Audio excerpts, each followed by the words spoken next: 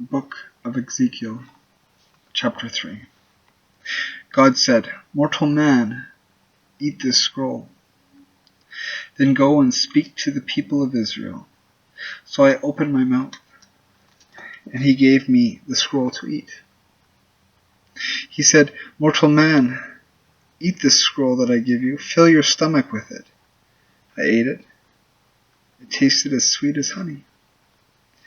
Then God said, "Mortal man, go to the people of Israel and say to them whatever I tell you to say.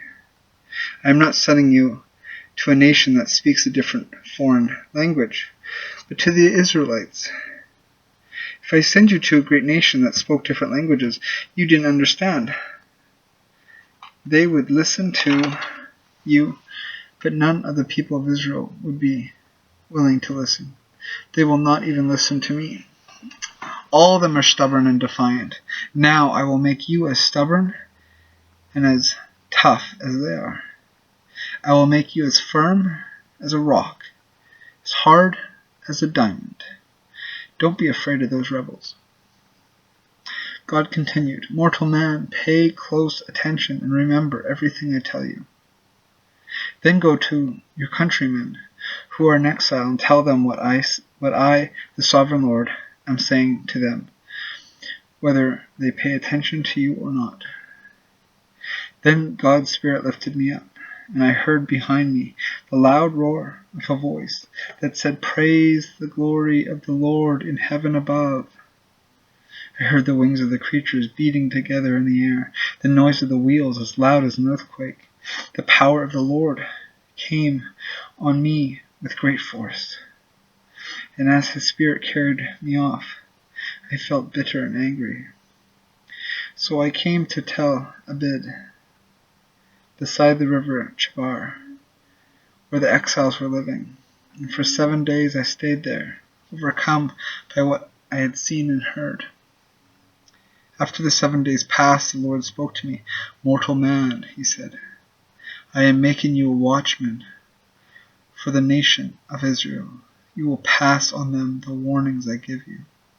If I announce that an evil man is going to die, but you do not warn them to change his ways so that he can save his life, he will die still a sinner, and I will hold you responsible for his death.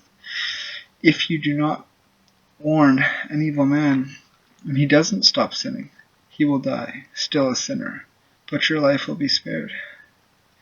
If a truly good man starts doing evil, and I put him in a dangerous situation, he will die if you do not warn him. He will die because of his sins. I will not remember the good he did. I will hold you responsible for his death. If you do warn a good man not to sin and he listens to you and doesn't sin, he will stay alive, and your life will also be spared." I felt the powerful presence of the Lord, and heard him say to me, "Get up and go out into the valley. I will talk to you there." So I went out into the valley, and there I saw the glory of the Lord, just as I had seen it beside the river Chebar.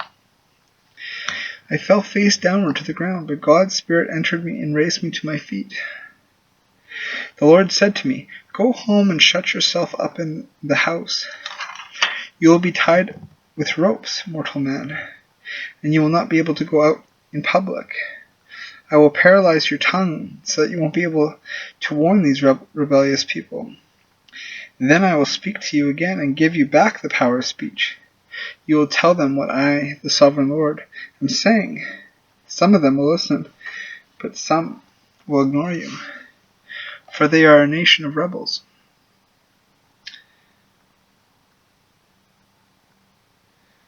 That was the book of Ezekiel, chapter 3.